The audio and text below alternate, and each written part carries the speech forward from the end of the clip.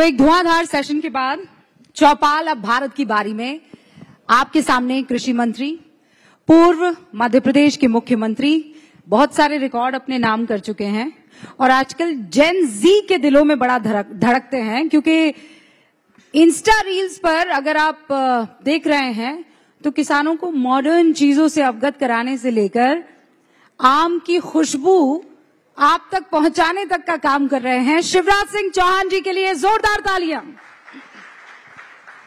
बहुत बहुत स्वागत है चौपाल के मंच पर आपका शिवराज जी। धन्यवाद रूबिका जी। सबसे पहले तो ये बताइए कि बिहार से किस तरीके की बहार आ रही है आपके पास? बिहार में तो विकास की बहार है।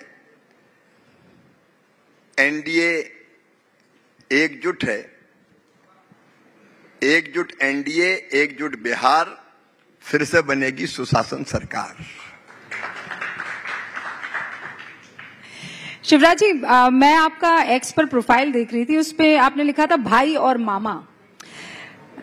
और कृषि मंत्री जब भाई और मामा लिखते हैं तो उन्हें मध्य प्रदेश तो बड़ा याद आता होगा, तो आप मुख्यमंत्री शब्द मिस करते हैं या नहीं? जो अभी आपको मिला है उसी में आनंद है? देखिए, मंत्री, मुख्यमंत्री, विधायक, सांसद, ये सब आने जाने हैं।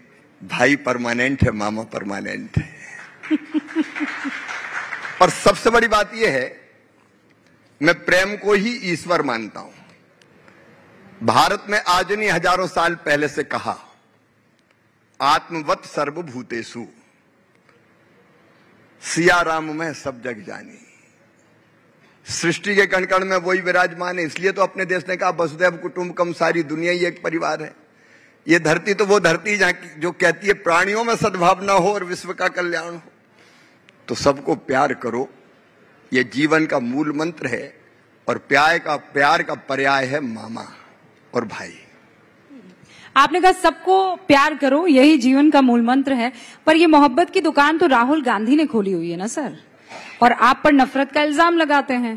कहते हैं भारतीय जनता पार्टी देश में तोड़ रही है लोगों को। दुकान खोलने में और दिल से प्यार करने में अंतर है। हाथी के दांत खाने के और दिखाने के और इसलिए मैं उस पर विस्तार से नहीं जाऊंगा। लेकिन अभी जब मैं बाहर बैठा था, मुझसे रहा नहीं जा रहा, तो मैं बड़ी जोर जोर से यहां से आवाज आ रही थी। ऐसा लग रहा है लोग गरज रहे थे। और तब मेरे मन में, मैं वहां चर्चा कर रहा था, इस देश में कुछ हो ना हो, 5 साल, 12 महीने, 24 घंटे चुनाव की तैयारी जरूर चलती रहती है। अब बिहार में जंग शुरू हो गई है, उसके बाद बंगाल में, उसके बाद आसाम में, उसके बाद तमिलनाडु में। काश संविधान में संशोधन होके 5 साल में लोकसभा और विधानसभा के चुनाव एक साथ हो जाएं, तो ये रोज की मारामारी खत्म हो जाए और साढ़े 4 साल देश के विकास में सारे राजनीतिक दल लगे रहें। अब देखिए कितनी एनर्जी जाती है। केंद्रीय मंत्री, मुख्यमंत्री, सांसद, विधायक, कार्यकर्ता, सब अपना अपना काम छोड़ के लग गए चुनाव में। एक चुनाव, दूसरा चुनाव, तीसरा चुनाव, चौथा चुनाव, 5वां चुनाव। ये हमेशा का चुनाव विकास का सबसे बड़ा बाधक है और इसलिए संविधान में संशोधनों के एक साथ होना चाहिए। शिवराज जी, ये दूसरी मर्तबा है 2-4 दिनों में जब आपने इस बात को दोहराया है। आपको कोई टारगेट मिला हुआ है? टारगेट नहीं बोला, दिल में तकलीफ होती है।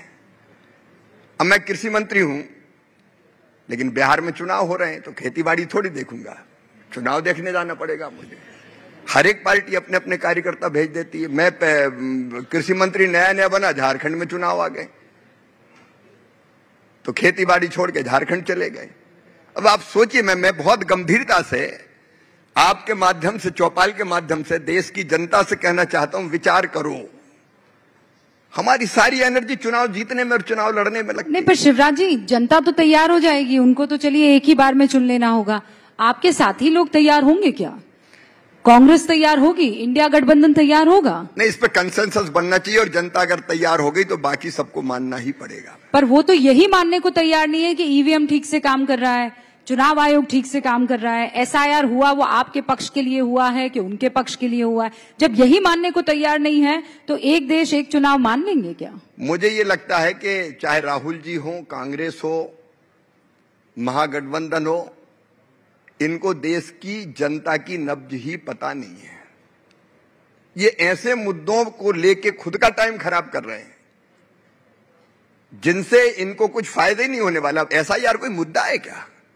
अगर वोटर लिस्ट कोई शुद्ध करे, किसी को डेथ हो गई हो उसका नाम काटे, अगर ये पूछे कि तुम यहां रह रहे हो तो कब से रह रहे हो, तुम्हारे फोर फादर्स कहां थे, तुम यहां के हो कि नहीं हो, देश के हो कि बाहर से आके रहने लगे, इसमें किसको आपत्ति हो सकती है? पर शिवराज जी जब भी वो चुनाव जीतते हैं ईवीएम सही है, हार गए तो ईवीएम का दोष है। नाच न जाने आंगन टेढ़ा, जनता का नब्ज पहचानते नहीं है, देश की समस्याएं जानते नहीं है, देश की संस्कृति, जीवन मूल्य और परंपरा का पता नहीं है। कहां कंबोडिया में जाके काफी और कौन सी काफी वो बनाना सिखा रहे जनता को। अब हिंदुस्तान की जनता को कंबोडिया की काफी कैसी बनती इससे क्या लेना देना है? राहुल जी के होते हुए भारतीय जनता पार्टी को। पर वहां पे तो ये भी कहा जा रहा है कि यहाँ हिंदुस्तान में लोकतंत्र खतरे में है। शिवराज सिंह चौहान जी मतलब कॉफी बनाते पीते वो ये बात कह रहे हैं। लोकतंत्र खतरे में तो देश में रहो ना भाई, विदेश में भक्के काय को रहे? लोकतंत्र यहां बचाओ, कौन मना कर रहा है? अब आप देखिए, विदेशों में जाते हैं और अपने देश की आलोचना करते हैं, कोई करता ही है? मैं याद दिलाना चाहूंगा रूबिका जी, जब स्वर्गीय मनमोहन सिंह जी हिंदुस्तान के प्रधानमंत्री, हमारे देश के प्रधानमंत्री थे, मैं मुख्यमंत्री था, मैं अमेरिका गया था उस समय वाशिंगटन डीसी में। मुझे पत्रकारों ने पूछा था कि भारत के प्रधानमंत्री अंडर अचीवर है? मैंने कहा कि भारत के प्रधानमंत्री हैं, कांग्रेस के प्रधानमंत्री नहीं है, वो देश का गर्व है और भारत का प्रधानमंत्री कभी अंडर अचीवर नहीं हो सकता। ये मेरे शब्द थे अमेरिका में। आप विदेशों में जाओगे और देश की आलोचना करोगे, देश को बदनाम करोगे। मामला तो आगे ये अपराध है, ये पाप है। शिवराज जी मामला आगे निकल गया है, वो विदेशों में जाकर भारत की आलोचना से कर रहे हैं, ये आप कह रहे हैं। एक कदम और आगे बढ़े हैं, वो विदेशियों पर भी भरोसा करें। जैसे ट्रंप को लेकर अभी उन्होंने एक ट्वीट किया है। कल ट्रंप ने कह दिया कि मैंने मोदी से बात कर ली है और अब रशिया से ऑयल नहीं खरीदा जाएगा। तो वो राहुल गांधी कह रहे हैं कि देखिए ट्रंप ने दोबारा सम्मान से समझौता करवा दिया। ना जानते हो, देश की संस्कृति, जीवन मूल्य, परंपराओं से जिनका कोई वास्ता ना हो, वो देश की नहीं विदेश की ही मानेंगे, ऐसा मुझे लगता है। मैं आपको एक तस्वीर दिखाना चाहती हूँ और फिर बिहार चुनावों की बात करेंगे। क्या वो तस्वीर आप यहाँ प्ले कर सकते हैं? जो तस्वीर मैं आपको दिखा रही हूँ, कल आप सामने टीवी पे, अच्छा वहां सामने टीवी पर, हाँ। ठीक है, आप आ जाओ, हम किसानों वहां सामने टीवी, ये देखिए वहां पीछे की तरफ टीवी पर कल की तस्वीर है। भोपाल में आप थे और वहां कांग्रेस के प्रदेश अध्यक्ष आए थे, बोरा लेकर आ गए। बोरे में क्या था?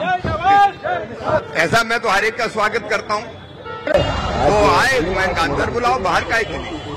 लोकतंत्र है, मामा सबसे मिलेगा। मैं पंजाब में मिल के आ गया तो मध्य प्रदेश में मुझे क्या दिक्कत थी?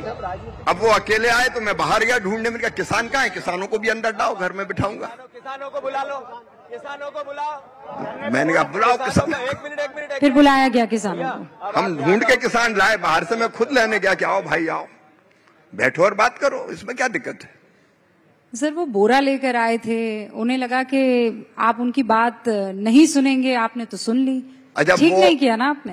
देखिए मैं तो हर एक की बात सुनता हूं, लेकिन बात जैसी हो, बात में वजन हो। वो बात करने आए थे सोयाबीन की और बोरा लेके आ गया गेहूं का।